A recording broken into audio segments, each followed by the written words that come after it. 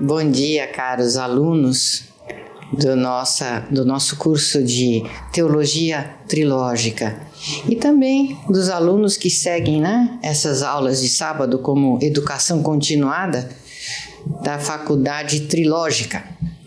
E hoje nós vamos falar num assunto que desperta a atenção, principalmente nesse momento, desperta a atenção de todos, não só para uma causa própria, mas para a causa dos nossos queridos, que estão todos com a saúde ameaçada, seriamente ameaçada. Então, o tema A Cura pela Consciência é um tema fundamental, básico do trabalho de Keppe há muitos e muitos anos. Então, hoje eu vou passar realmente a palavra à doutora Julieta para que ela dê essa aula. Doutora Julieta? Então, doutora, vamos começar aqui com um dos capítulos do livro Metafísica Trilógica 2. E aí, doutor Keppe fala a cura psicoorgânica advém do manejo certo das forças energéticas.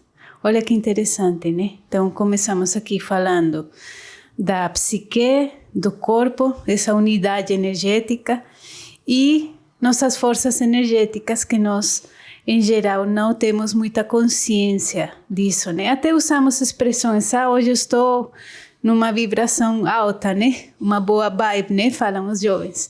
Mas nem sempre realmente temos contato com essa nossa vibração interior, com nossos sentimentos, com nossos pensamentos. Isso vai ficando assim de lado, né? Esquecido, entre aspas. Então, aqui temos um trecho, eu posso ler. Enquanto Freud usou a expressão cura pela palavra, que tem a referência, né, da fonte, eu poderia dizer cura pela energia, o que transporta a psicoterapia do campo filosófico para o realmente científico, da ação.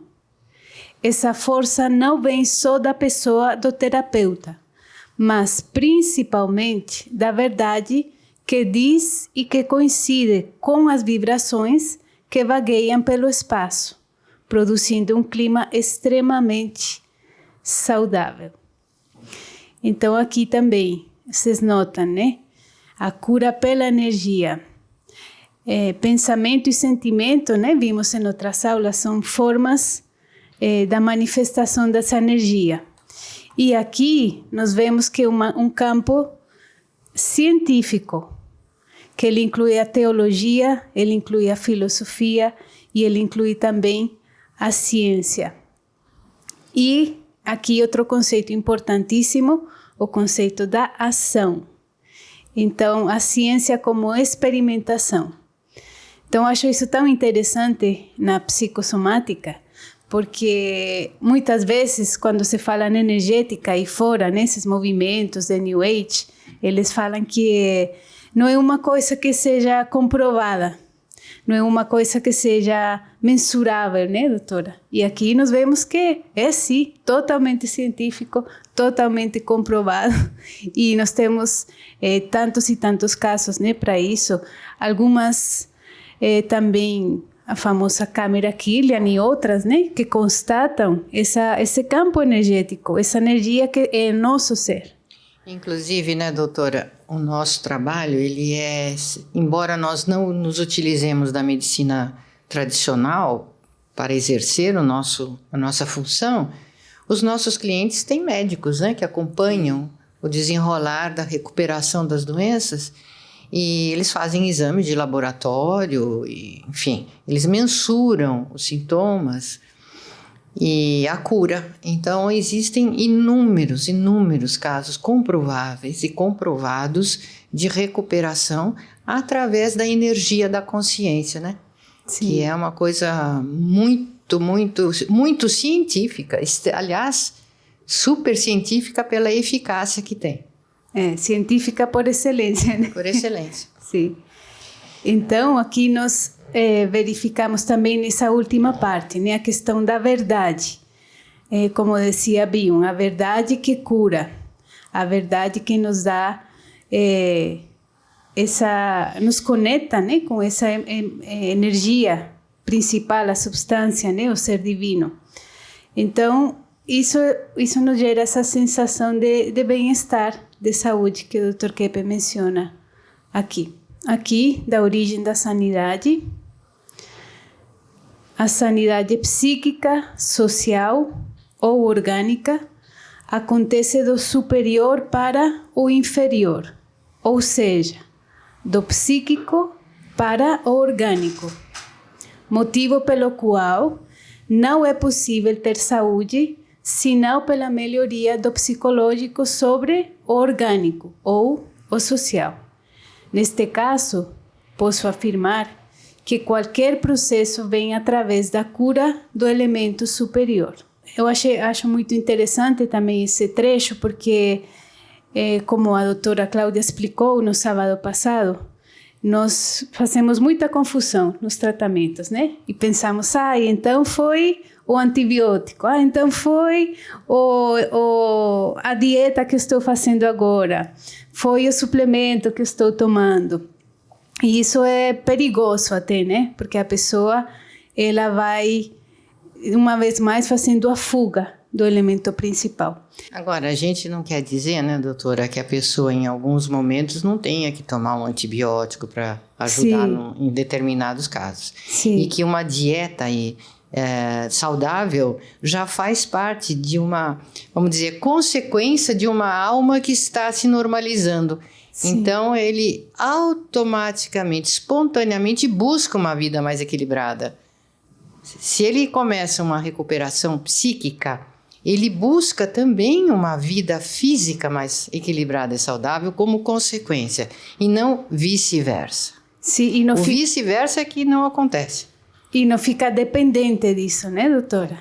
A gente vê assim na prática, que às vezes, claro, usa um antibiótico, usa um suplemento, mas os próprios nutricionistas e médicos que trabalhamos com esses elementos, não recomendamos fazer um uso contínuo desses elementos, né? Porque a pessoa, ela tem essa energia no interior, ela pode captar e ela precisa, né? O que acontece às vezes com os hormônios, né? A pessoa fica tomando hormônio a vida toda e depois o próprio corpo, ele vai fazendo um bloqueio contínuo que não produz mais. Inclusive, né, doutor, o mesmo remédio tem um efeito X numa pessoa e Y na outra. Sim. Essa reação energética também da medicação também conta muito. E outra, o medicamento age muito como placebo. Muito. Mesmo que não seja um placebo. Eu estava ouvindo o próprio Dr. Zeballos falando sobre isso, né? Que o elemento principal de cura dos clientes dele é a confiança que os clientes têm nele. Então, é o afeto, o cuidado que ele disponibiliza para os pacientes dele que ajudam a cura. Sim. E se a pessoa não tem isso do médico, ele dá quilos de remédios e a pessoa não tem nenhuma recuperação, porque o próprio medicamento tem efeito placebo junto com a parte química, né? Às Sim. vezes o efeito placebo é muito maior. Muito maior, doutora. E vice-versa também, né? Quando a pessoa realmente ela não acredita, não quer, ou tem medo, pode tem dar remédio para montes de remédios e trocar de medicação e não se cura. Então, essa comprovação de que o elemento superior, ele é realmente o que determina o que vai acontecer. A psique, as emoções, a consciência é a verdadeira medicina para a cura dos males orgânicos, psicológicos ou espirituais.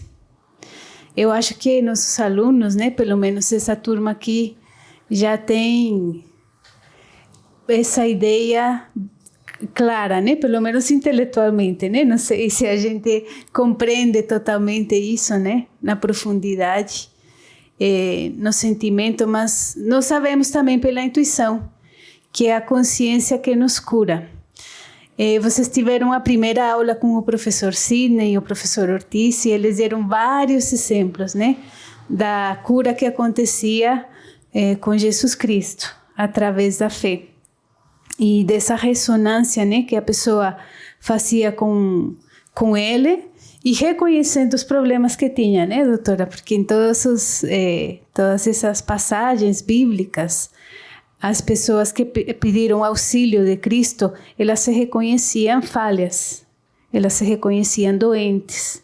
E esse é o primeiro passo, né, a consciência. Então, eu queria deixar isso aqui bem claro para todos os nossos alunos, que quando se fala cura pela consciência, nós estamos falando cura pela consciência disso que a doutora falou, consciência dos males, consciência da patologia, é aquilo que é o remédio mais amargo, mais aversivo que a pessoa jamais pôde imaginar.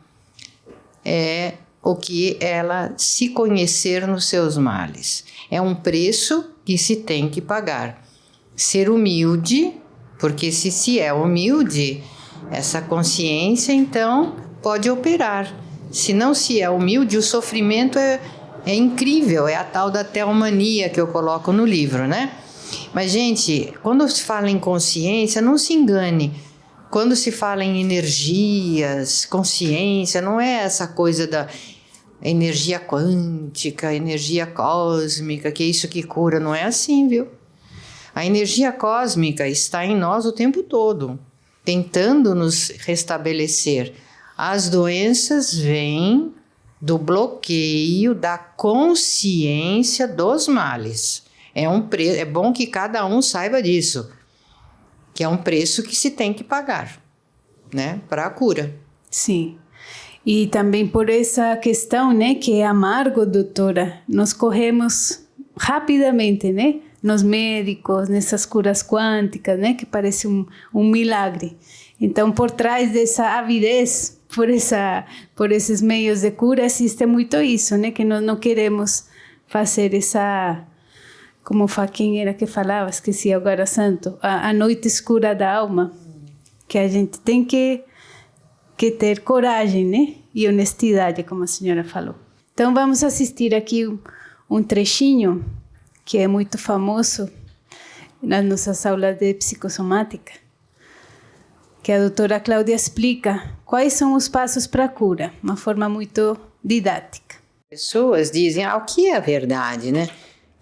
A verdade não existe, a verdade é cada um que acha, cada um tem a sua verdade, não existe nenhum dono da verdade. De fato, não existem donos da verdade, mas a verdade é uma só. Então, como o Keppe fala nas suas conferências, não é a mesma coisa a pessoa, por exemplo, beber petróleo, beber água podre. Ela tem que beber água pura, porque se ela não bebe água pura, ela fica doente. E outra coisa, por exemplo, ninguém gosta de que lhe mintam, que falem mentiras. Então, se a pessoa não gosta de ouvir mentiras, é porque ela sabe muito bem que existe uma verdade.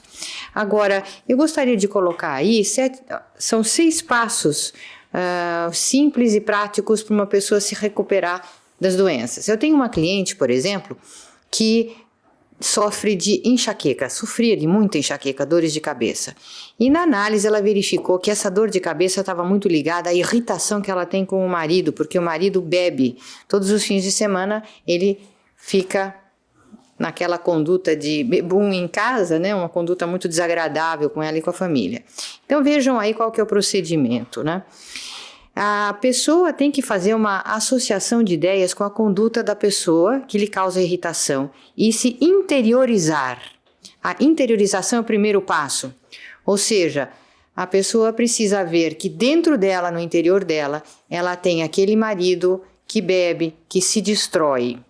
Então, veja, o segundo passo seria a conscientização de que ela própria tem uma conduta muito destrutiva na vida. Então, ela passa a perceber em diversas atitudes como ela ataca a vida, como ela, sem ter noção, destrói a si mesma. O terceiro passo, aí, consequente à desinversão. A pessoa está invertida, rejeitando a própria vida, atacando o bem da própria vida. E nessa conscientização, ela se desinverte e passa, então, vejam no quadro, a estabelecer uma ressonância energética com a energia transcendente da verdade. Essa energia que alimenta tudo que existe no nosso universo e o nosso organismo, através da conscientização. O que a seguir leva à reenergização das células e do organismo e à regeneração e à cura. Por isso que é muito simples até certo ponto uma pessoa se curar das suas enxaquecas, de um resfriado ou às vezes mesmo de tumores, né? Que as pessoas têm comprovadamente se curado, doenças autoimunes, todo tipo de doença. De quando é isso? Que ano? Não sei o ano. Mas eu acho esse trecho muito esclarecedor, doutora Cláudia, é fantástico, assim, porque às vezes nós ficamos meio perdidos, né, assim, como alunos, a gente aprende muitos conceitos, né, mas às vezes não entende direito como que isso funciona, quais são os caminhos da energética. Então aí o que a senhora falou, né, a interiorização das macelas, ela já faz esse desbloqueio da energia. Então aqui só para quem quiser ter o resumo, né, do que a doutora falou nesse trecho, e são os passos diários, né? Não é uma coisa que acontece apenas no momento da análise. Sabe por que eu perguntei? De quando é esse programa? Porque eu acho que... O senhor sabe, vai ir quando? Entre 2007 e 2008. Então, foi antes do Cap Motor. Sim. Né? Porque muitas pessoas pensam que a nossa medicina energética veio depois do Cap Motor, né? Mas o Cap Motor que veio por causa dessa... energética que a gente já estuda há muitos anos. Então, o Cap Motor é filho da trilogia analítica da Nova Física e do cuidado com a saúde do ser humano. Entendimento da psique do ser humano. E isso levou à elaboração do Cap Motor. E essa ressonância, né, o princípio da ressonância que o motor tem, parte daqui, né? Vocês notam? Que é uma complementação que o motor faz naturalmente, como o Dr. Keppe explica, né? É uma questão complementar, não de oposição. Então, se a gente for ver a doença, se formos fazer o caminho oposto aqui, então nós ficamos exteriorizados, né, projetando fora, nós ficamos inconscientizando, invertidos, claro, na dissonância, aí perdemos nossa energia e não acontece a regeneração e, claro, a cura ela fica impedida pela nossa própria vontade. Então, se a gente quer entender a doença, faz aqui o caminho inverso desses passos para a cura que vocês estão vendo. E a doutora Cláudia comentou aqui, escreveu nesse livro, Medicina Psicossomática Trilógica. A consciência tem um poder curativo e energizador formidável. A consciência tem um tipo de energia que regenera o nosso DNA. Às vezes, em uma sessão ou em poucas sessões, isso pode acontecer. Depende apenas de a pessoa aceitar a consciência. Então, já mencionamos aqui tantos casos, né, clínicos, mas isso também me assombrava muito, doutora, quando eu comecei a estudar trilogia analítica. E eu própria percebia, né, apenas fazendo a leitura dos livros, assistindo os programas, na época eu ainda morava na Espanha, como isso vai mudando nosso estado de espírito, como isso nos vai trazendo luz, né, de muitas problemáticas, mas também das coisas boas, né, que a gente... Sim, porque a patologia é o bloqueio ao bem. Né? A gente tem que dizer, a consciência, ela é consciência de tudo, principalmente do bom, do belo e do verdadeiro. Porém, para curar as doenças orgânicas, esse é o caminho de conhecer o que está bloqueando a inveja, a ira, a preguiça, a avareza, a luxúria, os vícios. Né, que a gente tem que estar bloqueando essa maravilha que a doutora falou. Sim. Que esse é o grande prêmio. É o grande prêmio, né? Então a gente bebeu o remédio amargo e daí vem um grande prêmio. E se a pessoa não sente esse grande prêmio, é porque ela não conscientizou a patologia. Não. Isso é um sinal de um cliente que está realmente fazendo análise ou não. Se ele não entra nesse mundo divino e não se encanta, é porque ele não conscientizou ainda suficientemente a própria patologia. Eu lembro uma vez que a senhora me falou, depois de uma sessão de análise, né? Que a gente precisava prestar muita atenção, porque pela malícia, pelas más intenções e pela inveja, a gente podia usar esses conhecimentos da patologia para se afundar. E não justamente para a proposta que é, né? Que é o resgate da sanidade que está lá na base. Isso sempre eu levo porque acho incrível, acho das coisas mais bonitas da trilogia. E inclusive, né, aqui a gente lembra que dizem que o diabo é o que mais sabe a Bíblia. Então tem pessoas que conhecem a trilogia teoricamente, de trás para frente, de frente para trás, mas não a adotaram no coração, né? Não faz a conscientização mesmo, né? Faz só uma ginástica.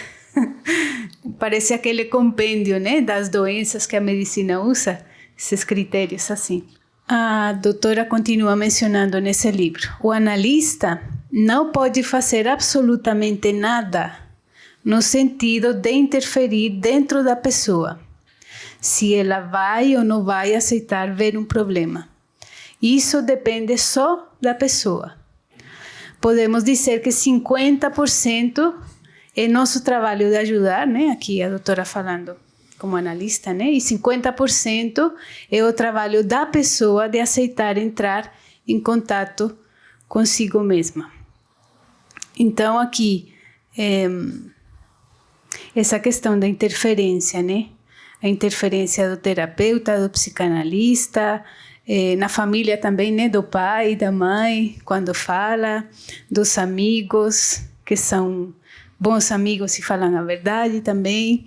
Mas olha aqui como entra a nossa vontade. Nossa vontade é fogo, né, doutora? Se nós não queremos, olha... É verdade.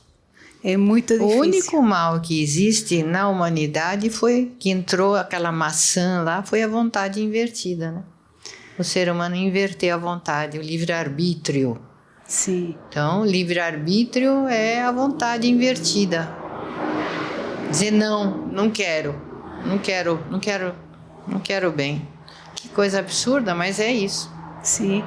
E ao mesmo tempo é a nossa chave, mais uma chave de cura, né, doutora, que a gente tem. Se nós não fôssemos livres, não teríamos a oportunidade de aceitar, como todos esses que se curam, né, e se curaram lá na época com Cristo e hoje aqui. Porque, viu, doutora, voltando aí a essa questão do ser livre, sem a liberdade não existe amor, né?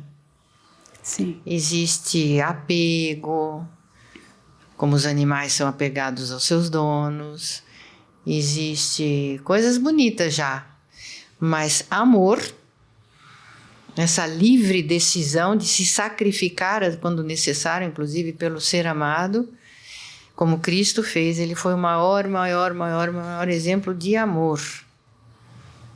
Porque, como o Dr. Kepp falou ainda no grupo de terapia de ontem, parece que a chave mestra do cristianismo é aceitar o sacrifício. Sim. E o que é o sacrifício? É anular a própria vontade pelo bem do outro. E isso só um ser humano e seres angelicais podem fazer. Anular a vontade e o instinto pelo bem do ser amado. Isso é algo assim muito lindo da história do ser humano, que só as almas que amam é que sabem entender como isso é sublime. Porque é um ato consciente, né, de se sacrificar a vontade pelo próximo, pelo ser amado, pelos seres amados, né? A paixão de Cristo, né, o exemplo máximo, né, de amor. Que ele, sabendo nossos pecados, essa humanidade tão complicada, o que ele ia sofrer, né, que ele até suou sangue, ele fez esse sacrifício, né? Então, sem livre-arbítrio, não tem amor. Não tem, olha que então, coisa. Isso é uma preciosidade que a gente não sabe usar, mas é uma preciosidade. Dr. Keppe fala em vários livros, né, doutora, que ele sente, né, que Deus não quer que a gente ame ele por obrigação, né, e que ninguém gosta disso. Nós também não gostamos, né? Por decreto. Por decreto, isso, como a senhora fala. Ninguém gosta. Então, aqui tem um caso clínico que a senhora registrou também no livro Medicina Psicossomática. Vou colocar aqui. É uma cliente no Brasil que morava em Brasília e viajava toda semana até aqui, até São Paulo, para fazer análise, no caso com a doutora Cláudia. Ela tinha um mioma do tamanho de uma laranja e estava com cirurgia marcada, histerectomia. Durante mais ou menos 2 meses de tratamento, ela vinha e praticamente mergulhava no divã e no interior dela. Olha que vontade dessa mulher, né? Eu fico impressionada. Ela vinha aqui... De ônibus. Toda semana. Lá de Brasília. Ela morava em Brasília, o marido era funcionário público lá, e ela vinha de ônibus, doutora, toda semana. Então, fiquei pensando, nós às vezes damos umas desculpas tão bobas para não fazer o que temos que fazer, né? Nossa terapia, nossa, quantas vezes a pessoa esquece, não liga, marca posso. Outra coisa, não posso. Tem outra coisa. E ela vinha toda semana, né? E esse mergulho que a gente tem que fazer no interior, né? E mas isso era literal, viu, doutora? Sim. Um mergulho literal. Ela ficava tão imersa no interior dela, nos sentimentos, nos pensamentos. Era uma experiência científica quase... Ela ficava num outro... Ela passava, acho que, para outro nível, outro plano energético. Ela não ficava assim ligada a nada que pudesse distraí-la. E entrava nisso como realmente num universo interno. E a senhora pode continuar lendo, por favor. Sim. Eu não tinha quase oportunidade de dar interpretações durante a análise, porque ela sentia intensamente sua vida emocional e tinha uma firme fé que iria se curar com a análise. Sim, inabalável fé. Depois de 2 meses, ela refez os exames e o mioma tinha sido reabsorvido pelo organismo. Assim, não precisou ser operada. Ele tinha desaparecido. Exatamente. E eu confesso aqui que até eu fiquei surpresa com o resultado. E eu falava assim, né? Puxa, comentava com o Dr. Keppe, dizia, Dr. Keppe, mas eu posso dizer que ela não se curou por nenhuma interpretação que eu tivesse dado, a não ser aquela confiança que ela tinha no tratamento, em mim, porque ela assistiu um programa no Fantástico, que teve muita repercussão no Brasil. Ela me ouviu falando, então ela tinha muita confiança em mim e notava que energeticamente ela tinha toda a acolhida minha e o meu acompanhamento, né? Então, ali a ressonância entre analista e cliente funciona. Funciona até por telefone mesmo. Sim. Funciona até por telefone. Essa ressonância entre analista e cliente. É fora do tempo e do espaço, né, doutora? Que a gente que faz análise sabe também. Não é só na sessão, né?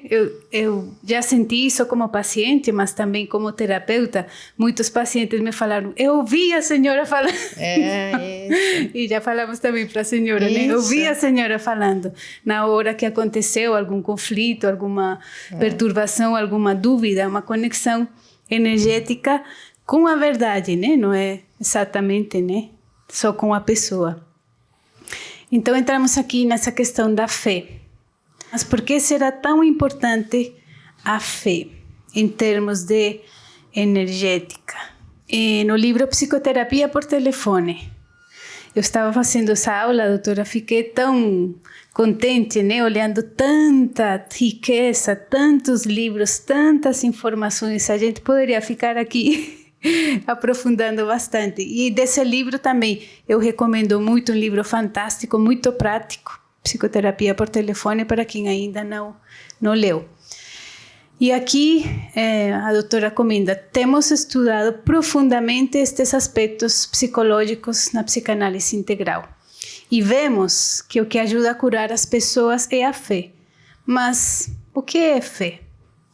Fé é a aceitação profunda do que é verdadeiramente de valor e essencial, o que é sempre presente, real e bom. Fé no sentido de fazer coisas boas e ações mais puras, e acreditar que o que dura para sempre são os valores da beleza, esperança e justiça. Que bonito, doutora. A senhora que escreveu. A senhora que falou. Eu nem sei como é que saem essas coisas, né? Ah, doutora. É a conexão, é a ressonância. É. O Espírito de Deus inspira, né? Inspira. Então, às vezes, nós temos uma visão da fé assim, meio abstrata, né? Meio carola, ficar orando. Como falamos ontem, orar é importante, claro, mas a gente ter essa aceitação profunda. Olha aqui. Vocês param um pouquinho para pensar, vocês notam que nós não aceitamos geralmente o que é presente, o que é real, o que é bom. A gente fica atrás das preocupações, das dúvidas, dos problemas do momento e esquece essa aceitação que é tão importante. E também aqui na segunda parte, a questão da ação, doutora.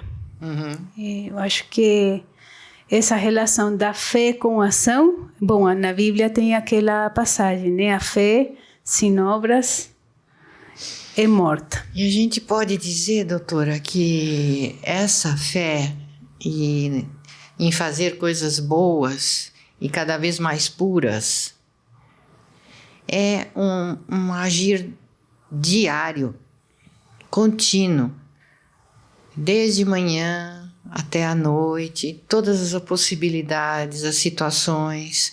A gente está diante sempre de escolhas. Fazer uma coisa bem feita ou não. Fazer com capricho ou não. Ser gentil para o semelhante ou não. Fazer aquele algo mais para dar afeto para o outro ou não. Agir de uma forma altruísta ou egoísta. Cada momento da vida é uma escolha. É uma escolha de um ato puro ou não. Sim. Então isso é a vida cristã. E a explicação da nossa doença, né, doutora? A explicação primeira do porquê adoecemos e de porquê podemos curar qualquer doença. Como nós vemos aqui na clínica, né, e na vida, a gente vê curas incríveis. Agora, a senhora nota que as pessoas que procuram seguir isso, elas são muito... De um lado são admiradas, de outro lado são rejeitadas. Porque elas, com essa conduta, elas irritam os outros na medida que o outro pensa, puxa, mas por que essa bondade, né? Isso é um exagero, isso é falso, tá me empurrando para ser assim, não quero ser assim. Né? Então tem obrigação de ser assim, dar uma de boazinha, dar uma de bonzinho, vai ver o que tem por... Então entra toda aquela consciência para os outros que estão vendo aquela pessoa e a consciência do que eles não estão fazendo, né? Porque se comparam. Tem aqui uma pessoa no grupo da trilogia que ela tem uma conduta, ela tem as patologias dela, claro, como todos. Mas ela tem uma conduta tão esforçada para fazer o bem, que a senhora conhece bem, sim, já morou com ela um tempo. Já. E isso provoca uma irritação em determinadas pessoas, porque fala assim, como é possível tanta virtude assim? Ela está fingindo. Sim. Isso é uma máscara. Duvido que por trás ela seja assim. Está escondendo alguma coisa. Não pode ser verdade. Não pode ser verdade isso. Então, de um lado ela tem os admiradores e de outro lado ela tem algumas pessoas que se consomem de inveja dela. Sim. Né? Que querem desacreditar, né? Essa Isso intenção. é santidade, viu, doutora? Vamos sabendo já onde nós vamos voltar a esse tema de sanidade e santidade. Santidade é isso. A pessoa, apesar de ter os problemas dela, ficar doente como os outros, ter os problemas dela, ela tem aquele esforço para ser boa. Contrariar a vontade dela, esforçada para ser boa, para fazer o bem. Esforço, né? Oh, esforço. Esforço. Então, também a questão da beleza, né, doutora? Essa é uma outra questão aqui que me chamou muito a atenção. O que dura para sempre são os valores da beleza, da esperança, da justiça, né? Então, com esse exemplo que a senhora deu, a gente vê uma beleza na ação da pessoa, né? Uma beleza tão grande, embora possa ter deficiências, problemas, a pessoa vai. Tem esperança, porque apesar disso, né, do sofrimento, a pessoa vai com essa firmeza. E a questão da justiça, né, que me faz lembrar, e eu sempre, outra coisa que guardo muito no meu coração para a vida, são essas leis éticas, né, que aí tem toda essa justiça divina que acontece na saúde, que acontece numa ação boa. Então, sempre os três aspectos juntos, da estética, dessa esperança e da justiça divina, tão bonito.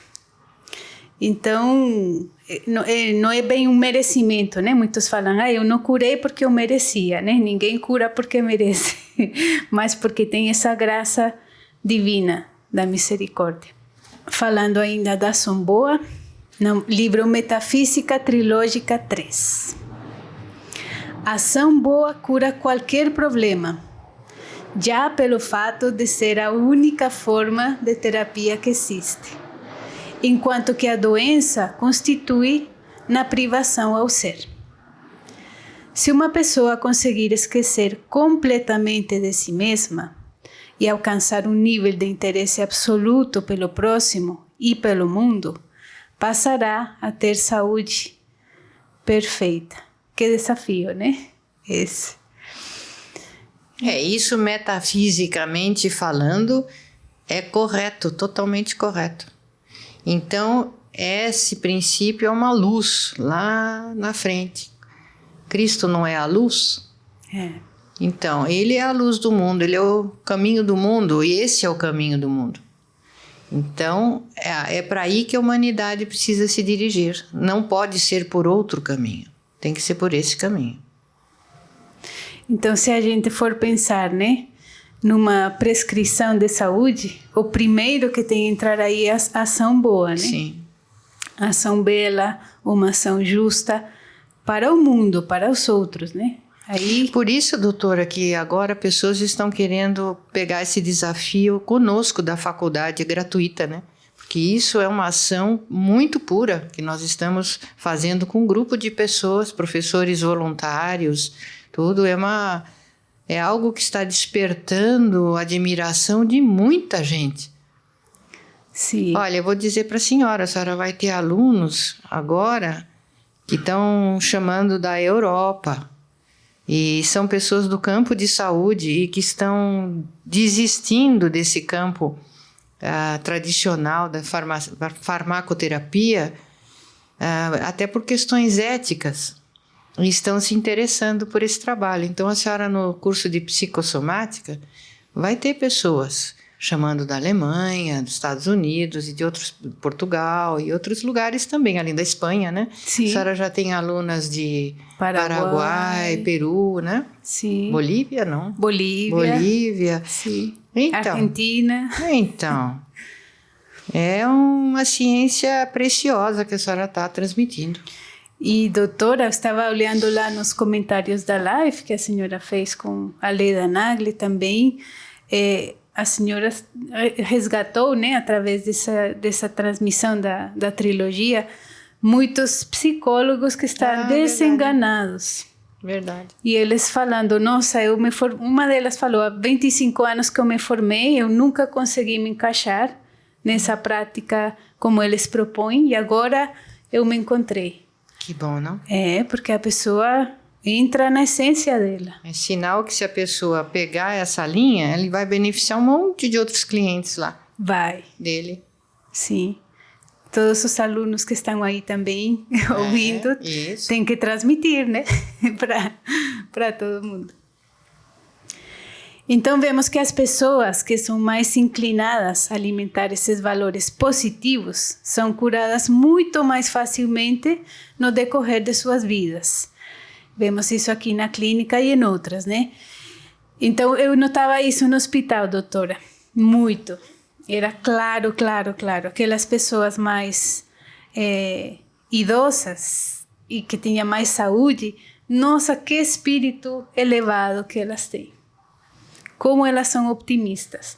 E não tem a ver com a posição, não tem a ver com as poses, não tem a ver com a família perfeita, porque muitas vezes era longe disso, né? Elas tinham problemas muito sérios com a família. Também pelo que a senhora falou no exemplo anterior, né? Muita inveja. Mas elas tinham tal vontade de viver e continuar fazendo o que elas faziam e ajudando os vizinhos. Às vezes era um vizinho, um que ela estava lá ajudando, mas ela tinha aquela urgência de voltar porque ela estava ajudando aquela pessoa. Então a cura era tão rápida, né? Em dias. E aqueles outros que ficam só preocupadinhos com o umbigo, nossa, como é difícil. Não tem coisa que a gente faça, faz fisioterapia, faz nutrição, faz isso, faz aquilo. Não tira, parece um chumbo assim, gravitacional. O Dr. Kepp sempre falava assim, né? Uma pessoa sempre precisa ter uma razão para viver, um ideal.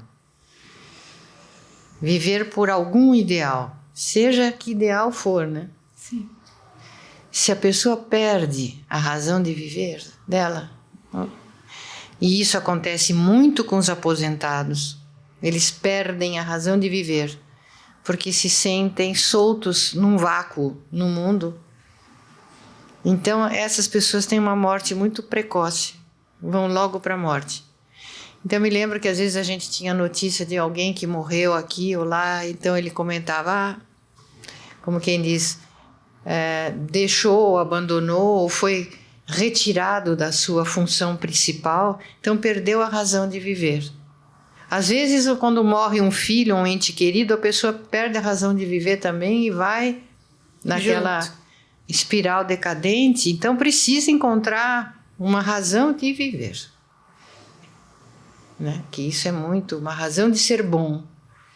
Não é um sentido para a vida intelectual, é se sentir útil, se sentir necessário. Eu preciso viver por causa disso. Porque eu preciso ser útil aqui, eu preciso fazer o bem ali. Essa pessoa depende de mim. Né? Às vezes uma pessoa segura o outro vivo porque ele sabe que depende daquele para viver. Né? Sim. É tão bonito isso, né, doutora? Isso é liberdade. Isso é liberdade. Por exemplo, né, a prole dos animais. Os bichinhos começam a andar, já cada um vai, né? Vai. Já com o ser humano, não. Ele tem esse sentido, né? De muitas coisas que ele tem que cuidar. Sim. Não se desliga assim, né? Não vai... Energeticamente se conecta. Precisa, né? Senão sucumbe. Se a pessoa tem fé... Isso não significa que ela tem que ser cristã, ou judia, ou islâmica, ou o que seja. Se a pessoa tem fé no que é bom, positivo e cheio de esperança, isso significa aceitar o valor e importância do aspecto psicológico espiritual em sua vida. Olha só. Esperança também implica aceitar isso. Ela se cura mais facilmente. Não só de doenças físicas, mas de psicoses e neuroses também. Uma pessoa sem fé, cética, é muito difícil de tratar psicologicamente ou fisicamente. Então, ontem também nós tivemos um exemplo tão bonito disso, né, doutora? Com um colega nosso, né, que ele tem problemas importantes, né, assim, de entrosamento social, mas ele tem tanto ideal, tanta fé no que ele faz e no que ele está transmitindo, nos diversos trabalhos que ele faz, que, nossa, é uma beleza, né? Eu penso que um psiquiatra ficaria espantado, né? Um psiquiatra bem ortodoxo, seco. Aí rasga o diploma do psiquiatra. Rasga, como que pode, né? É. Então, aí, a força, né, da sanidade que está. E se a sociedade tivesse esse espaço, né, realmente essa intenção, como Isso. seria bonito, né? Isso. Para auxiliar. Porque se uma pessoa tem uma psicose diagnosticada, uma internação, alguma coisa, um comportamento mais psicótico, porque eu falo mais psicótico, porque todos têm um certo grau de psicose. Então, se a pessoa tem um pouco mais psicose, a tendência da sociedade é anular a atividade daquele indivíduo. É colocar muitos remédios, empecilhos, afastamento do trabalho, aí a pessoa está perdida. Sim. Ainda mais afastada do trabalho, né? Terrível. Então, a doutora encerra lá, né, a explicação sobre a paciente com mioma falando. A partir desse caso, eu percebi que é pequeno o trabalho que o analista faz no sentido do que vai falar ou do que vai orientar ao cliente. O que o cliente vê no analista é um tipo de ressonância que acontece independentemente de palavras ou conversas. O analista que tem ele próprio tolerância com a visão dos problemas tem afeto pelo cliente. Isso facilita o estabelecimento da ressonância. Agora, esse afeto, né, doutora, não é passar a mão na cabeça, né? Não.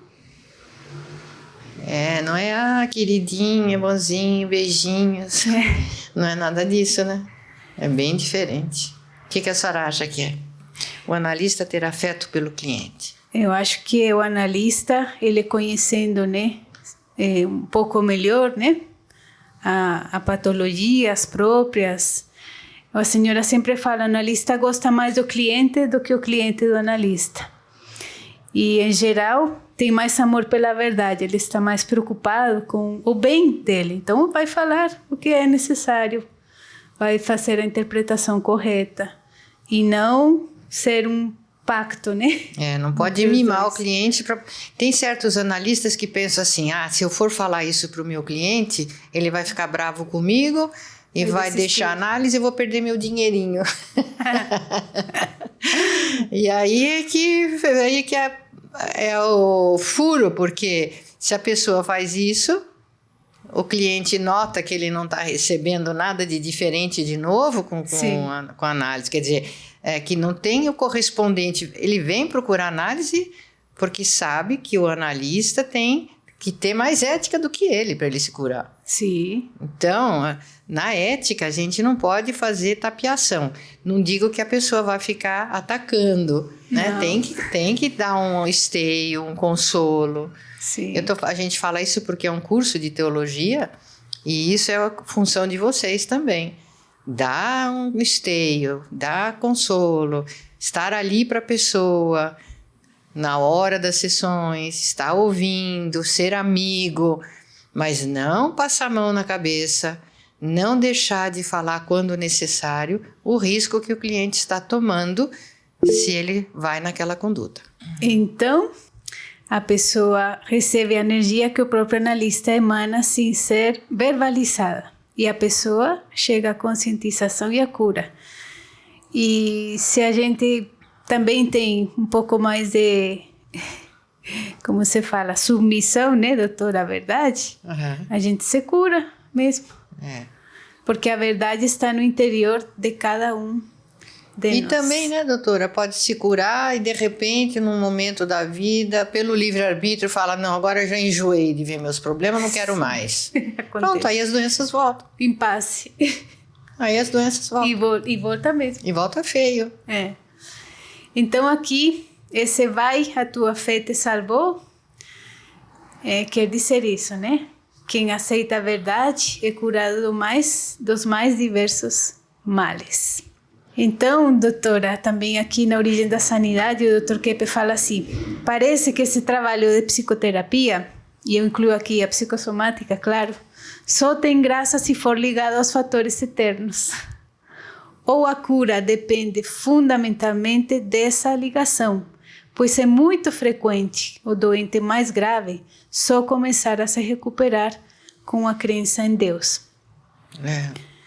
Então a gente vê isso, né, doutora? Como as neuroses, as psicoses, as doenças orgânicas têm aumentado assim assustadoramente por causa desse corte que está vindo muito profundo, né, com nossa fonte principal. Sim.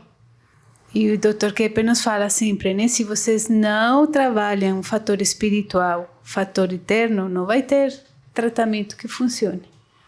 Não funciona. Quanto mais valorizamos o que é eterno, mais damos importância ao temporal, porque notamos que ele também pertence ao que é eterno. Assim sendo, vemos como todas as coisas que existem têm valor muito maior do que o ser humano lhes atribui. Olha aí, hein? Tudo que existe tem valor muito maior do que o ser humano lhes atribui. Aí é a questão da gratidão e da ingratidão, né, doutora? Sim. Dos delírios de megalomania, né? A ingratidão da pessoa. Que bonito, não? Muito lindo. É viver o aqui e agora, e normalmente o ser humano despreza o que ele tem no aqui e agora. E a gente tem tanto no aqui e agora. É uma riqueza tão grande, doutora, e a gente só resiste, não quer ver, não quer. E a gente poderia estar muito mais ligado, muito mais satisfeito, mesmo que se sacrificando, né, como a senhora falou, porque tudo faz sentido em relação ao eterno. Tão bonito isso. Agostinho dizia que algumas verdades têm características da eternidade. Dr. Keppe fala assim, eu gostaria de acrescentar que o ser humano percebe tudo segundo a dimensão eterna, porque ele foi criado para ser eterno. Então podemos terminar com essa frase, né, doutora? Fomos criados para sermos eternos. Nós viemos do eterno e voltamos para o eterno e vivemos no eterno, né?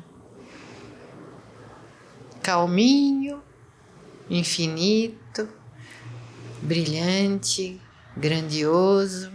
Nosso destino verdadeiro é esse. Tchau, até a próxima. Pessoal.